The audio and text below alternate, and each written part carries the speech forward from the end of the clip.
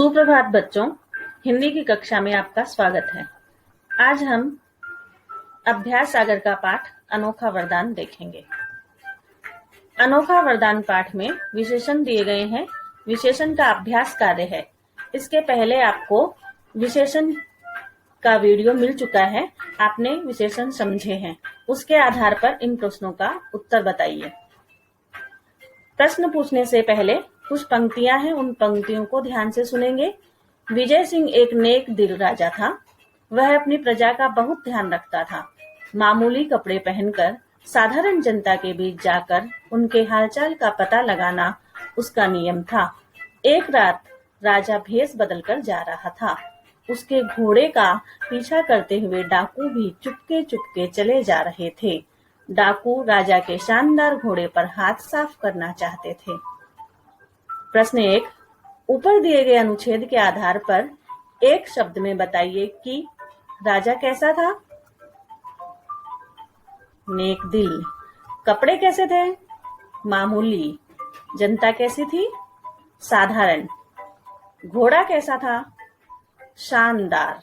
बच्चों, ये जो शब्द हैं, ये राजा, कपड़े, जनता और घोड़ा, इन सब की विशेषता बता रहे हैं और इन्हीं शब्दों को हम विशेषण कहेंगे। प्रश्न 2 देखते हैं। प्रश्न 2 में है, अब आप यह बताइए कि राजा, कपड़े, जनता, घोड़ा शब्द कैसे शब्द हैं? संज्ञा शब्द है या सर्वनाम? संज्ञा शब्द है ना। संज्ञा को हम सही का निशान लगाएंगे। इन शब्दों की विशेषता बताने के लिए जिन शब्दों का प्रयोग किया गया है उन्हें विशेषण कहते हैं। याद रखिए, संज्ञा या सर्वनाम की विशेषता बताने वाले शब्दों को विशेषण कहते हैं। ये विशेषण की परिभाषा है, आपको याद करनी है। प्रश्न नंबर 3, नीचे दिए गए वाक्यों में विशेषण शब्दों के नीचे रेखा खींचिए। राधिका के बाल लंबे हैं। कौन सा शब्द विशेषण है? लंबे। साहिल मोटा है। कौन सा शब्द विशेषण? मोटा। रोहित का घर बड़ा है। विशेषण बड़ा। चिड़िया के पंख सुंदर है। विशेषण सुंदर। नेक्स्ट,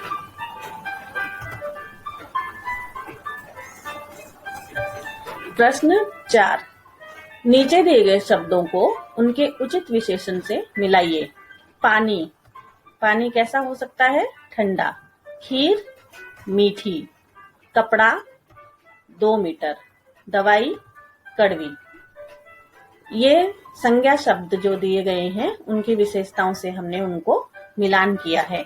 याद रखिए, विशेषण शब्द जिन संज्ञा या सर्वनाम शब्दों की विशेषता बताते हैं उन्हें विशेष्य कहते हैं।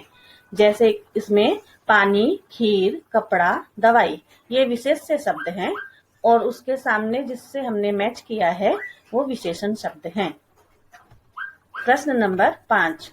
प्रश्न नंबर 5 में नीचे दिए गए वाक्यों में से विशेषण एवं विशेष्य छांट कर लिखिए। अभी आपको मैंने बताया, जो विशेषता है वो विशेषण और जिसकी विशेषता है वह विशेष्य होता है। उसके आधार पर हम उत्तर लिखेंगे। मीना ने सुंदर फ्रॉक खरीदी। विशेषण सुंदर। विशेष्य फ्रॉक। गुड़िया के बाल सुनहरे थे। विशेषण सुनहरे। विशेष्य बाल। कुछ लोग उठकर चले गए। विशेषण कुछ। विशेष्य लोग। छठी कक्षा के बच्चे पढ़ रहे थे। विशेषण छठी। विशेष्य कक्षा। सड़क के किनारे बड़े पत्थर थे। विशेषण बड़े। विशेष्य पत्थर। बारिश में कपड़े गीले हो गए थे। इसमें विशेषण है गीले और विशेष्य कपड़े। हम कल ही नया टेलीविजन लाए हैं। नया विशेषण, टेलीविजन विशेष्य।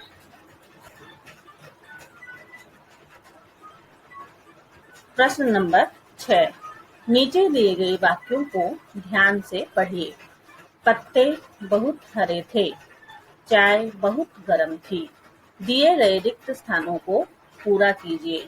इन वाक्यों में, जो वाक्य ऊपर दिए गए हैं उन वाक्यों में पत्ते और चाय के लिए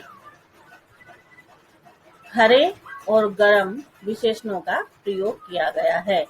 बहुत हरे में बहुत शब्द हरे की विशेषता बता रहा है। बहुत गर्म में बहुत शब्द गर्म की विशेषता बता रहा है। याद रखिए, जो शब्द विशेषण की विशेषता बताते हैं उन्हें प्रविशेषण कहते हैं। यानी जो विशेषण का विशेषण होगा वह प्रविशेषण। ये हमेशा हमें ध्यान रखना है। प्रविशेषण शब्द विशेषण शब्दों के साथ में ही आते हैं। प्रश्न नंबर 7, दिए गए वाक्यों में से विशेषण एवं प्रविशेषण शब्द छांटकर लिखिए। किला बहुत पुराना था। विशेषण पुराना, प्रविशेषण बहुत। मेज काफी ऊंची थी। विशेषण ऊंची, विशेष्य काफी। कपड़े ज्यादा गीले नहीं थे। गीले विशेषण, ज्यादा प्रविशेषण। कविता बहुत अच्छी लड़की है। अच्छी विशेषण, बहुत प्रविशेषण। प्रश्न नंबर 8। प्रश्न नंबर 8 से पहले कुछ समझने के लिए हमें यहाँ दिया गया है। इसमें देखिए परिभाषाएं हैं जो कि हमने पिछले वीडियो में समझी थी। एक बार रिवीजन कर लेते हैं पढ़कर। समझिए और याद रखिए। विशेषण के भेद। गुणवाचक विशेषण, जो संज्ञा या सर्वनाम के गुण, दोष, अवस्था का बोध कराए उसे गुणवाचक विशेषण कहते हैं। उदाहरण सुंदर, मीठा, लाल, चमकीला, दयालु। संख्यावाचक विशेषण, जो संज्ञा या सर्वनाम की संख्या का बोध कराए उसे संख्यावाचक विशेषण कहते हैं। 5, तीसरा, दुगुना, कुछ, बहुत। परिमाणवाचक विशेषण, जो संज्ञा या सर्वनाम का नाप तोल बताए उसे परिमाणवाचक विशेषण कहते हैं। 1 किलो, 2 लीटर, 4 मीटर, थोड़े से, सारा। सार्वनामिक विशेषण, जो सर्वनाम की विशेषता बताए, जो सर्वनाम संज्ञा की विशेषता बताए। बच्चों, आपको अभ्यास सागर में इसको थोड़ा सा ठीक करना है। जो सर्वनाम की विशेषता बताए ऐसा नहीं चाहिए। यहाँ पर होगा जो सर्वनाम किसी संज्ञा की विशेषता बताए उन्हें हम सार्वनामिक विशेषण कहते हैं। जैसे यह, उसका, हमारा, वह, वे। इन सभी विशेषणों का हमने विस्तृत रूप से पठन कर लिया था पिछले वीडियो में, इसलिए हम इस पर ज्यादा विस्तार से बात न करते हुए प्रश्न नंबर 8 देखते हैं। नीचे दिए गए वाक्यों में विशेषण शब्दों के नीचे रेखा खींचिए और सामने दिए गए स्थान पर उनके नाम या भेद लिखिए। मीता बड़ी चतुर है। चतुर शब्द गुणवाचक विशेषण। 5 बच्चों ने गाना गाया। 5 निश्चित संख्यावाचक विशेषण। मेरे बस्ते में कुछ किताबें रखी हैं। अनिश्चित संख्यावाचक। किताबें हैं, उनको हम गिन सकते हैं। जो काउंटेबल शब्द होता है उसके साथ में अगर कुछ आया है तो वह संख्यावाचक ही कहलाएगा, इसलिए अनिश्चित संख्यावाचक विशेषण है। उसने 2 किलो आम खरीदे। 2 किलो निश्चित परिमाणवाचक। किलो के साथ 2 आया तो निश्चित परिमाण का हमें मालूम चल रहा है, इसलिए यह निश्चित परिमाणवाचक विशेषण है। वह लड़की कक्षा में प्रथम आई है। इस वाक्य में 2 विशेषण हैं। वह सर्वनाम होते हुए भी लड़की की विशेषता है कि वही लड़की प्रथम आई है, तो वह शब्द सार्वनामिक विशेषण है और प्रथम शब्द संख्यावाचक है और निश्चित संख्या है कि वह प्रथम स्थान पर आई है, इसलिए वह निश्चित संख्यावाचक विशेषण कहलाएगा। मोहन के बगीचे में लाल फूल लगे थे। लाल रंग कौन से विशेषण में आएगा? गुणवाचक विशेषण। यह कमीज मेरी बहन ने दी थी। कमीज के साथ यह शब्द आया है।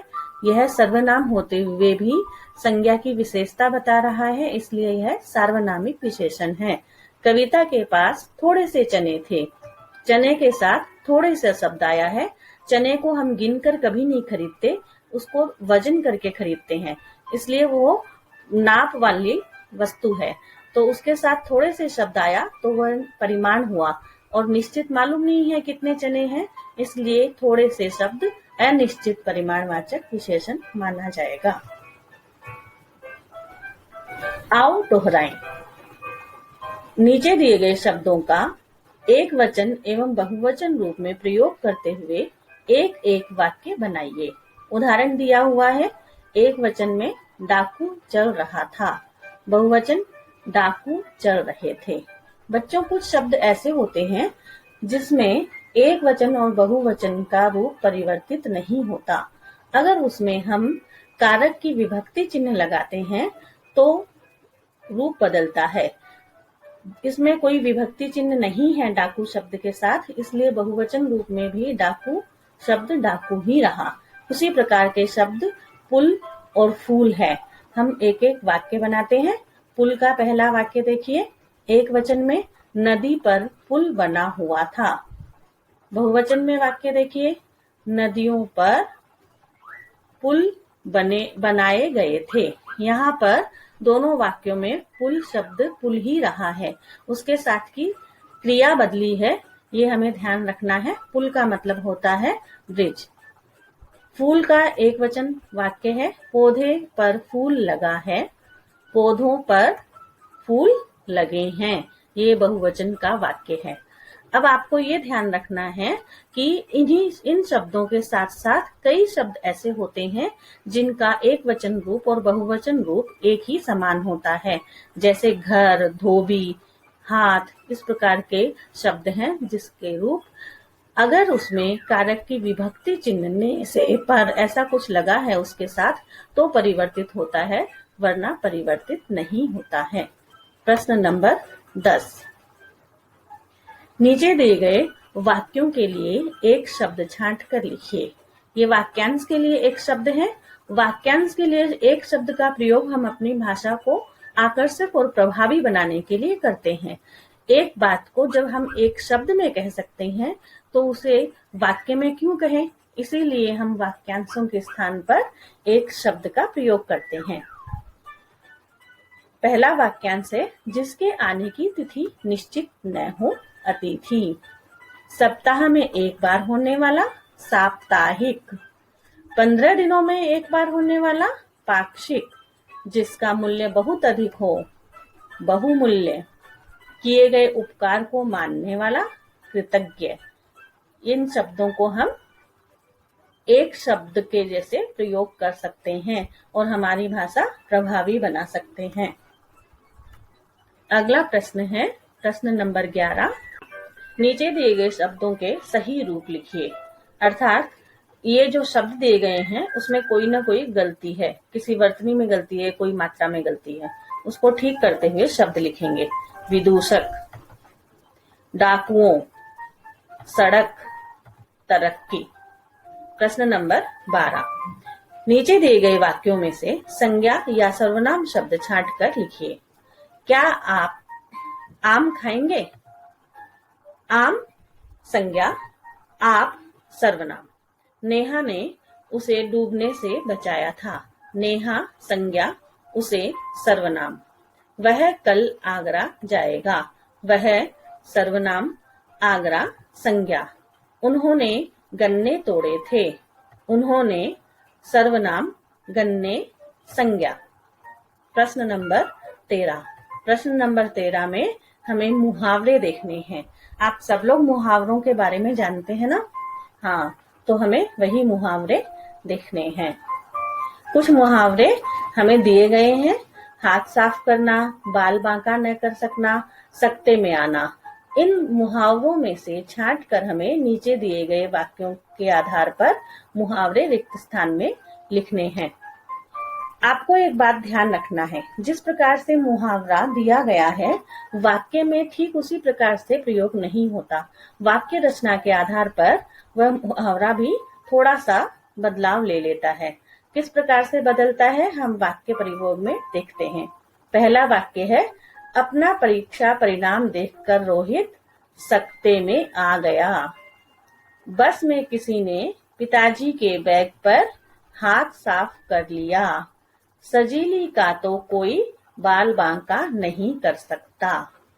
अब इन मुहावरों का हमने वाक्य में प्रयोग किया। वाक्य में प्रयोग करने के साथ साथ आप लोगों को मुहावरों का अर्थ भी मालूम होना चाहिए।